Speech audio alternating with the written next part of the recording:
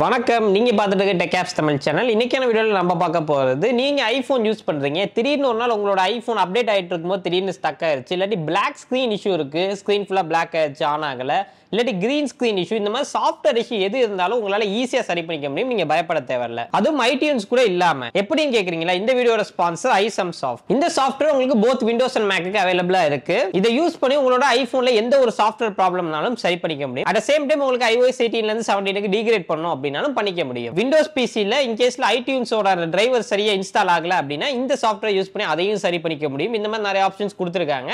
அது எல்லாத்தையுமே இந்த வீடியோ ட்ரை பண்ணி பார்க்கலாம். ஸோ வாங்க வீடியோக்குள்ள போகலாம். அதுக்கு முன்னாடி நம்ம சேனலுக்கு நீங்க இன்னும் சப்ஸ்கிரைப் பண்ணலாம், மறக்காம சப்ஸ்கிரைப் பண்ணி பக்கத்துல பெல் ஐகானை பிரஸ் பண்ணிக்கோங்க. இந்த வீடியோக்கு லைக் பண்ண மறந்துடாதீங்க. இப்போ வாங்க வீடியோக்குள்ள போயிடலாம்.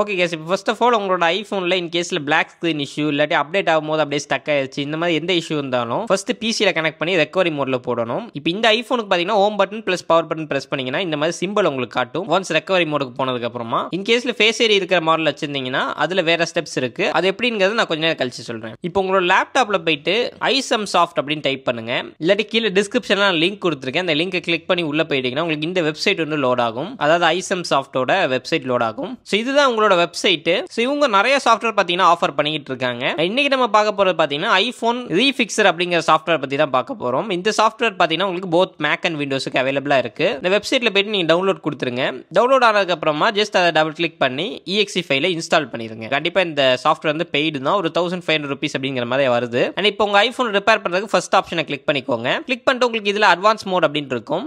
உங்களோட ஃபோனே ஆன் ஆகலைன்னா நீங்கள் அட்வான்ஸ் மோடுக்குள்ளே போகணும். அப்படி இல்லை எனக்கு ஃபோன் ஆன் ஆகுது பட் வேறு எதுவும் பிரச்சனையை நான் ஃபேஸ் பண்ணுறேன் அப்படின்னு நீங்கள் நினச்சிங்கன்னா ஸ்டாண்டர்ட் மோடுக்குள்ளே போகலாம். ஸ்டாண்டர்ட் மோட் யூஸ் பண்ணும்போது உங்களுக்கு டேட்டா லாஸ் இருக்காது. ஸோ இப்போ நான் அட்வான்ஸ்லேயே அது எப்படி அப்படிங்கிறத காட்டுறேன். ஒன்ஸ் ரெக்கவரி மோடுக்குள்ளே கரெக்டாக போயிடுச்சுன்னா இந்த பேஜ் உங்களுக்கு ஓப்பன் ஆகும். இதில் உங்களுக்கு iOS வெர்ஷன் கேட்கும். நான் பார்த்தீங்கன்னா ஆல்ரெடி iOS டவுன்லோட் பண்ணி வச்சிருக்கேன் IPSW வெப்சைட்லேருந்து. ஸோ உங்களுக்கும் வேணா IPSW.meங்கிற வெப்சைட்டுக்கு போய் உங்களோட ஐஃபோனோட ஃபர்ம்வேரை டவுன்லோட் பண்ணிக்கோங்க. பண்ணிட்டு இங்கே ஓப்பன் கொடுக்கலாம். அப்படி இல்லாட்டி நீங்கள் டேரெக்டாக இந்த சாஃப்ட்வேர்ல கூட டவுன்லோட் பண்ணலாம். அண்ட் இதுக்கப்புறம் நீங்கள் இங்கே ரிப்பேர் அப்படிங்கிறத கொடுத்துருங்க. உங்களோட டேட்டா எரேஸ் ஆகும் அப்படிங்கறத இன்டிமேஷன் கொடுக்குறாங்க. செவரல் டைம்ஸ் உங்களோட ஐபோன் ரீஸ்டார்ட் ஆகும். அட் த சேம் டைம் இந்த ப்ராசஸ் கண்டிப்பா உங்களுக்கு ரொம்பவே டைம் எடுக்கும். நான் கிட்டத்தட்ட இதை ஒரு 2 டைம்ஸ் ஃபாஸ்ட் ஃபார்வர்ட் பண்ணியிருக்கேன். ஸோ உங்களோட ஐபோனை பொறுத்து உங்களோட பிசியை பொறுத்து இந்த டைம் அப்படிங்கிறது மாறும். ஒன்ஸ் உங்களுக்கு 70% ரீச் ஆனதுக்கு அப்புறமா அப்படியே அங்கே ஸ்டக் ஆன மாதிரி இருக்கும். பட் கொஞ்ச நேரம் நீங்க வெயிட் பண்ணீங்கன்னா 98% வந்துடும். அண்ட் இப்போ பார்த்தீங்கன்னா ஃபுல்லாவே கம்ப்ளீட் ஆயிருச்சு. இப்போ உங்களோட ஐபோன் பார்த்தீங்கன்னா செவரல் டைம்ஸ் ரீஸ்டார்ட் ஆகும். உங்க பிசியில் வேலை முடிஞ்சிருச்சு. ஒன்ஸ் ரீஸ்டார்ட் ஆகி வெல்கம் பேஜ் வந்ததுக்கு அப்புறமா உங்களோட ஐபோனை நீங்க நார்மலா செட்டப் பண்ணிக்கலாம்.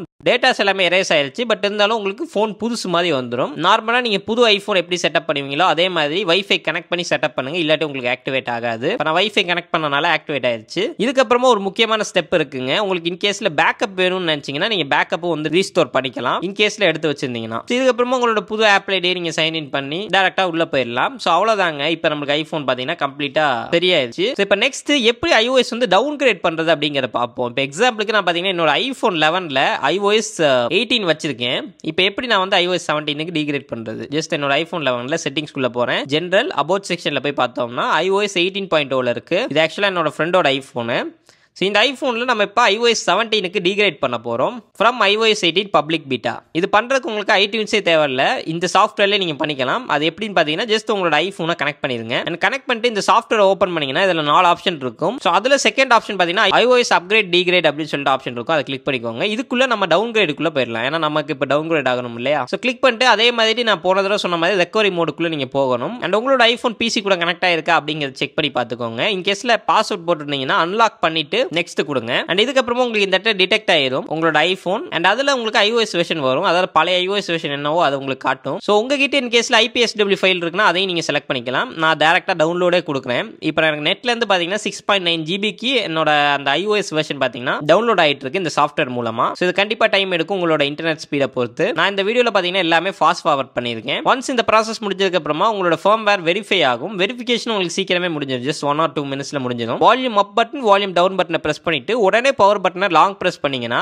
உங்களுக்கு ஆட்டோமேட்டிக்காக ஃபோன் வந்து ரெக்கவரி மோடுக்குள்ளே போயிடும். இந்த மாதிரி சிம்பிள் உங்களுக்கு காட்டும். ஒன்ஸ் அங்கே காட்டிடுச்சுன்னா இங்கே ஜஸ்ட் நீங்கள் ஸ்டார்ட் கொடுத்துட்டு ஓகே கொடுத்துருங்க. உங்களோட டேட்டாஸ் எல்லாமே எரேஸ் ஆயிடும். அதையும் மனசில் வச்சுக்கோங்க. இன் கேஸில் நீங்கள் பேக்கப் iOS 17 எடுத்துட்டீங்கன்னா அதை திருப்பி நீங்கள் இன்ஸ்டால் பண்ணிக்கலாம். ஸோ இதுவும் கண்டிப்பாக டைம் எடுக்கும். நான் உங்களுக்கு ஒரு 2 டைம்ஸ் பார்த்தீங்கன்னா ஃபாஸ்ட் ஃபார்வர்ட் பண்ணியிருக்கேன். ஸோ அதனால் உங்களுக்கு சீக்கிரமாக முடியிற மாதிரி தெரியும். அகைன் இந்த ப்ராசஸில் உங்களுக்கு 70 அப்படியே நிற்கிற மாதிரி இருக்கும். பட் சீக்கிரமே பார்த்தீங்கன்னா உங்களுக்கு 100% வந்துடும். ஸோ உங்களோட ஐஃபோனுமே பார்த்தீங்கன்னா செவரல் டைம்ஸ் ரீஸ்டார்ட் ஆகும். ஒன்ஸ் டவுன்கிரேட் சக்ஸஸ்ஃபுல் ஆனதுக்கு அப்புறமா நம்மளோட ஐஃபோன் பார்த்தீங்கன்னா ரீஸ்டார்ட் ஆக ஆரம்பிக்கும். ஒன்ஸ் இந்த வெல்கம் பேஜ் வந்ததுக்கு அப்புறமே நீங்கள் பார்க்கலாம் நம்மளுக்கு iOS 17க்கு இப்போ அகைன் போயிருச்சு. ஸோ இதுக்கப்புறம் நீங்கள் நார்மலாக ஒரு புது ஐஃபோனை எப்படி செட்டப் பண்ணுவீங்களோ அதே மாதிரி நீங்கள் செட்டப் பண்ணலாம். லாங்குவேஜ் கொடுத்துட்டு மெயினாக வைஃபை கனெக்ட் பண்ணிக்கோங்க.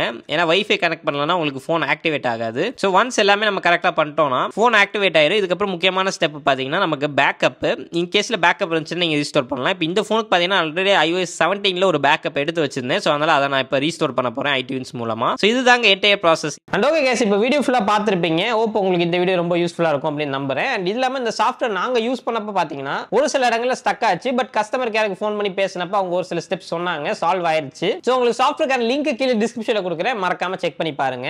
அண்ட் ஓகே கேஸ், மீண்டும் அத்தல் சந்திக்கிறேன். நன்றி, வணக்கம்.